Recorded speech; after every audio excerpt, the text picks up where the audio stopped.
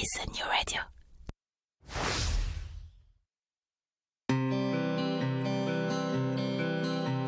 Cela fait partie des choses qu'on n'explique pas. Bien que n'y ayant le plus souvent jamais mis le moindre pied, le Québec nous attire. Et peut-être que c'est votre cas. Peut-être même que, comme des milliers de Français chaque année, vous envisagez sérieusement d'aller y poser vos valises pour quelques mois, pour quelques années, pour toujours, qui sait. Mais si en avoir envie est la condition première pour réussir votre expatriation, c'est aussi, et de loin, la plus facile. Quelles études, quel travail, quelle région, quelles écoles, quelle durée, quid de la santé, quid de ma retraite, quels seront vos droits, mais aussi quels seront vos devoirs. Et au-dessus de toutes ces questions règne la question fil rouge de tout immigré au Québec. Comment obtenir le permis de séjour dont j'ai besoin? Et puis d'abord, lequel est-ce? Au fur et à mesure de votre projet, d'innombrables questions, des doutes, mais aussi des grandes joies et de belles espérances vont vous submerger.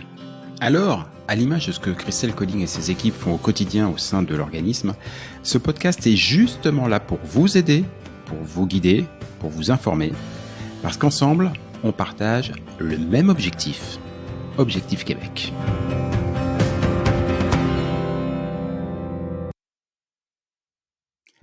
Salut Christelle.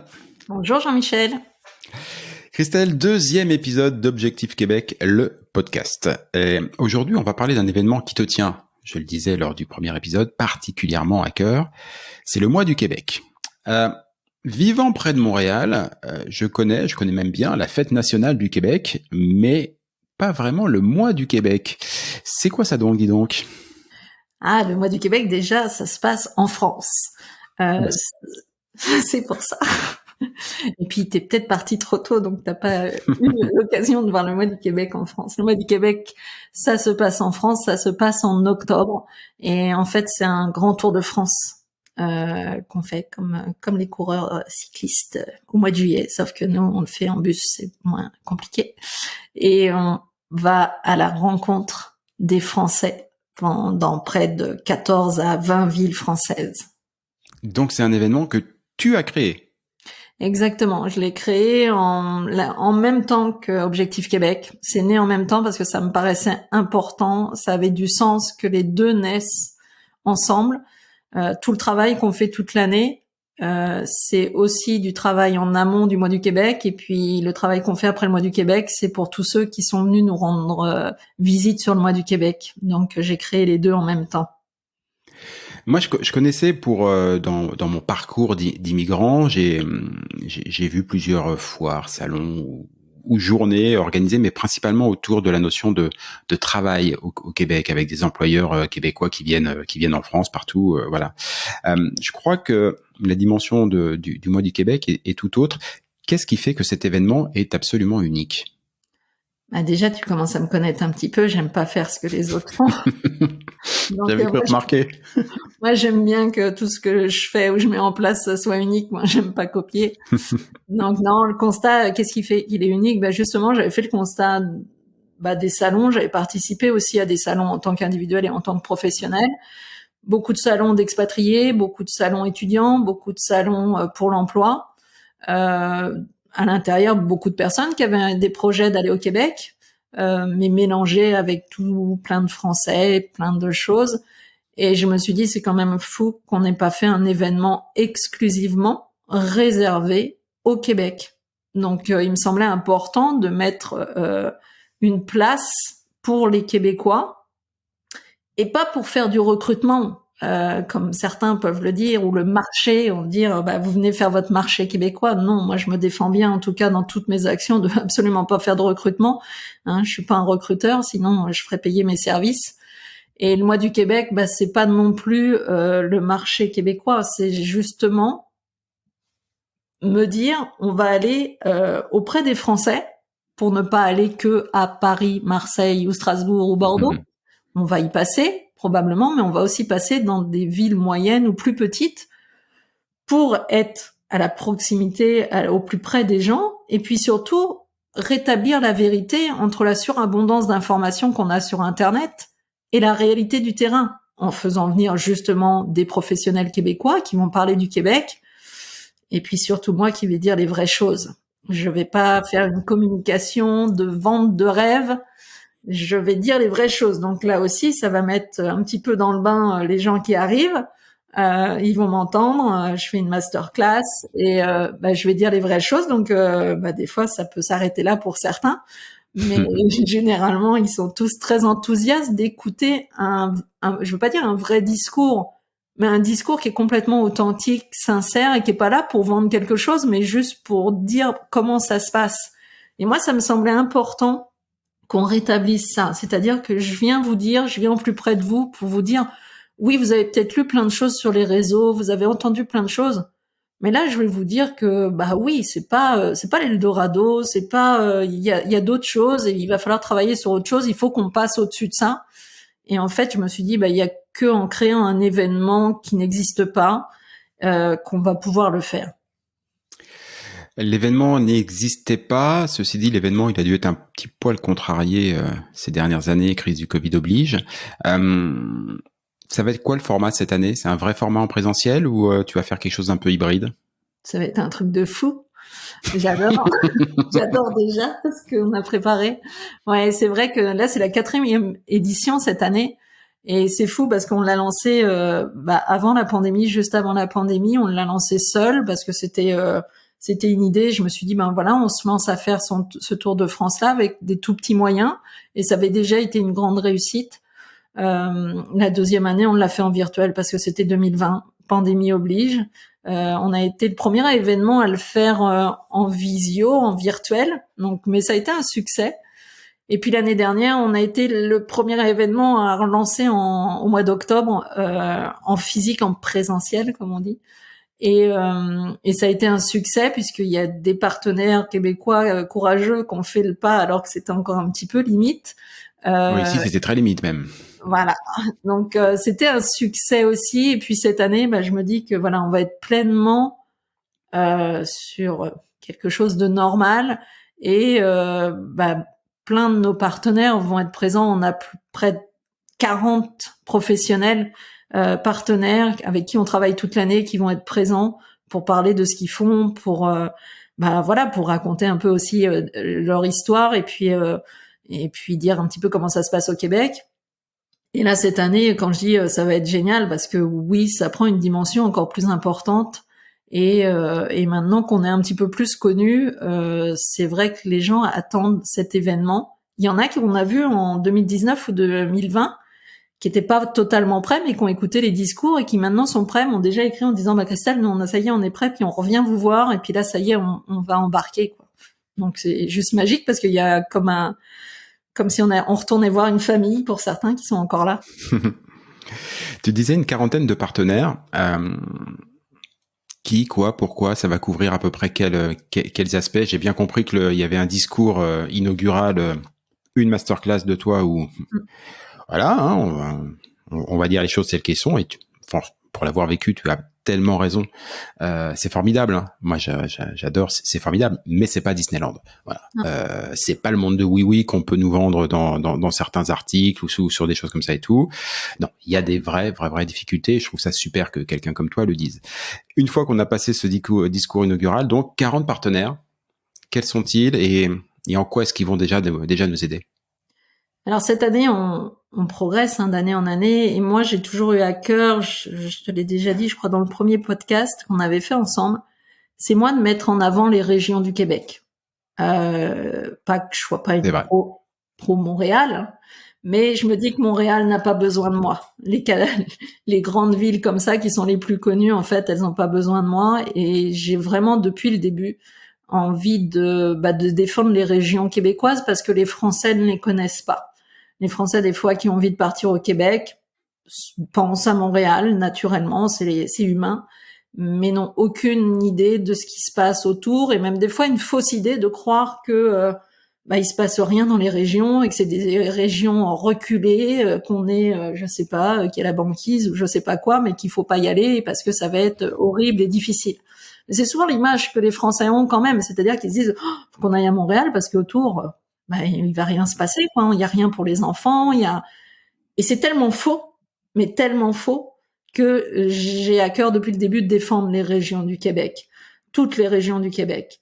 Et c'est pour ça que là, cette année, on a vraiment mis l'accent avec nos partenaires, parce qu'à chaque partenaire avec qui on travaille, que ça soit des cégeps, des universités, des centres de formation, des personnes qui représentent des entreprises, des villes, on est aussi partenaire avec des villes québécoises, eh bien, on travaille individuellement avec eux. Et là, on les a mis un petit peu, peut-être bousculé un petit peu cette année en disant non, mais il faut que vous soyez solidaires et que vous représentiez un territoire, parce que les Français vont attendre de parler d'un territoire avant tout, parce qu'on peut parler d'une entité au Québec, mais enfin, si on ne sait pas ce que c'est, ça va pas nous aider. Et donc, cette année, on met en avant vraiment les régions. C'est la première fois où on le fait, puis on le fera de plus en plus. Donc, je vais te dire qu'il y a 8 régions québécoises qui vont être représentées cette année, 8 territoires. Et sur ces 8 territoires, eh bien, on couvre presque tout ce qu'on peut trouver. C'est-à-dire, on va trouver, oui, des formations professionnelles pour ceux qui ont besoin d'une reconversion, des cégeps pour ceux qui ont des jeunes et qui iraient en cégep, ou même des moins jeunes qui veulent aussi reprendre des études, l'université, mais on va aussi avoir des personnes en emploi qui vont parler d'emploi, des villes qui vont être là, qui vont parler de la qualité de la ville ou du territoire. Et ça, je pense que c'est magique, parce que ça n'existe pas non plus. On est en train de parler des territoires québécois, de les mettre à l'honneur et de mettre les régions en avant. Donc ça, c'est une grosse nouveauté, et je pense que ça va plaire, en tout cas aux Français qui vont venir. Justement, ces Français, qui sont-ils? À qui s'adresse cet événement, ce gros événement? Je veux dire qu'il s'adresse à tous les amoureux du Québec. C'est pour ça qu'il a été créé en ce sens. Finalement, il y a que des personnes qui ont un projet d'aller au Québec. Alors, un projet dans 6-8 mois, un projet dans 2-3 ans, mais il y a personne qui rentre sur cet événement et puis qui n'aime pas le Québec. Il y a forcément un intérêt. Donc les personnes, je veux dire que c'est de 18 à 55 ans, et même plus, puisqu'il y a des parents qui viennent pour des enfants qui des fois sont au lycée, puis qui veulent avoir des renseignements, parce qu'ils vont faire peut-être une année à l'université, ou donc le public est très très large, comme le public qu'on accompagne toute l'année. On a beaucoup de familles, mais notre public va de 18 à 56, 57 ans. C'est un événement auquel il faut s'inscrire au préalable, ou on peut se présenter le jour de ton passage en ville? Alors tu peux te présenter, bien sûr, hein, on va jamais vous mettre dehors un amoureux du Québec qui vient se présenter. Voilà, c'est l'esprit québécois, ça, on ne met pas dehors, on est toujours accueillant. Bien sûr que vous rentrerez, mais c'est bien si vous vous inscrivez sur le site internet www.lemoisduquebec.com, hein, juste rentrer votre nom, votre prénom, votre adresse mail, parce qu'en plus de ça, ça va vous donner du contenu supplémentaire, le fait d'être inscrit. Justement, on va mettre en avant peut-être des capsules en matière d'immigration que ceux qui ne sont pas inscrits ne pourront pas voir. Mais évidemment que si vous avez vu de la lumière au dernier moment, ça sera avec grand plaisir que vous allez pouvoir rentrer. Quelle date? Quelle ville? J'ai compris que c'était en octobre. Écoute, c'est du 3 au 21 octobre, tous les jours de la semaine, du lundi au vendredi. On démarre de Lyon le 3 octobre, et tous les jours on change de ville, donc on part à Lyon, ensuite on va à Montpellier, on fait Toulouse, Bordeaux, la première semaine. La deuxième semaine, on fait Nancy, Lille, Rouen, Rennes et Saint-Nazaire. Et la troisième semaine, on fait Dijon, Clermont-Ferrand, Bourges, Tours et Orléans. Donc 3 semaines de Mois du Québec, avec des intervenants qui seront pas forcément là pendant les 3 semaines, beaucoup oui, mais sur le Mois du Québec, il y a tous les experts qui sont présents, vous pouvez aller voir les faces de chacun, et puis la programmation est toujours la même tous les jours, c'est-à-dire que les portes vont ouvrir à 9h45, à 10h, il y a la masterclass environ d'1h30, pour bien garder que les meilleurs, et les aligner pour pas qu'ils rencontrent un Québécois et qui est la première chose qu'ils puissent leur dire, c'est « Ah, vous avez un accent québécois ?» Non, ça, je les briefe bien avant. Et c'est important, je veux qu'ils aient une bonne image, donc je les briefe. Et c'est ça. Après, ils peuvent aller à la rencontre de ces experts qui sont là, qui sont chacun dans leur domaine, et puis venir me rencontrer personnellement après s'ils veulent de la stratégie par rapport à leur profil. Et puis moi, bien volontiers, je les accompagne aussi auprès de ces experts pour dire que peut-être qu'il y a des choses à faire dans ces domaines-là. Et ça jusqu'à 16h. Et 16h, on ferme les portes et puis on va dans la ville suivante. 3 semaines bien intenses, donc j'imagine que la 4e, elle est réservée à un repos tout aussi intense, parce que faut quand même recharger les batteries. Si le mois du Québec ne passe pas de près de chez moi, ce qui est peu probable vu le nombre de villes que vous faites, mais enfin, ce qui est quand même possible, est-ce que j'ai un autre moyen de vivre l'expérience? Ouais. Alors moi, j'aime bien. Là, attention, je vais dire une vraie chose. Attention, accrochez-vous. j'ai pas de roulement de tambour, mais dans l'esprit, ils y sont. Voilà. Ne me dites pas qu'il passe pas de près de chez vous et puis que c'est compliqué pour y aller. Dites-moi que vous travaillez ce jour-là et que votre patron c'est un ogre et que si vous prenez une journée vous pourriez pas être là. Dites-moi des vraies choses. Mais quand j'en entends certains qui me disent mais alors il passe pas ici, alors je peux pas. C'est-à-dire que si vous n'êtes pas capable de prendre un train, une voiture pour passer une journée pour votre projet de vie, c'est que vous n'êtes pas prêt. D'accord? Donc ça, c'est-à-dire qu'on peut pas espérer passer l'Atlantique et aller au Québec et faire une démarche d'immigration si on n'est pas capable de faire 200 ou 300 kilomètres pour soi. Donc ça, c'est déjà la première chose. Mais bon, si on a une raison valable, on est toujours là. Alors déjà, sur le site www.moisduquebec.com, sur le site www.objectifquebec.com, il y a plein d'infos sur tous les réseaux sociaux, LinkedIn, Instagram, Facebook. Et évidemment que vous pouvez nous contacter et qu'on peut, si en ayant vu tout ça, vous avez vraiment envie d'un projet, eh bien en nous contactant, on fait cette consultation et on accompagne plein de personnes qui sont pas parties sur le mois du Québec, qui sont pas passées sur le mois du Québec non plus parce qu'à un moment donné ça matchait pas sur ces journées-là. Bien volontiers. Plein de supports et un nouveau support, un podcast. Eh ouais, c'est super. Quand même. Et justement, Christelle, on arrive à la fin de cet épisode. À quelle question vas-tu répondre la prochaine fois, dis donc? Jean-Michel, c'est pas moi qui vais répondre à la question, mais la question, on va faire témoigner une personne et la question, ça serait qu'est-ce qui s'est passé entre le moment où vous êtes arrivé et que vous nous avez rencontrés sur le mois du Québec et maintenant? Ça va être ça, la question. Va y avoir matière à faire un bel épisode, encore une fois. Je pense. J'ai hâte. Je te remercie énormément. Et puis, on se reparle bientôt quand même. Merci Jean-Michel. À bientôt. Ciao. À bientôt.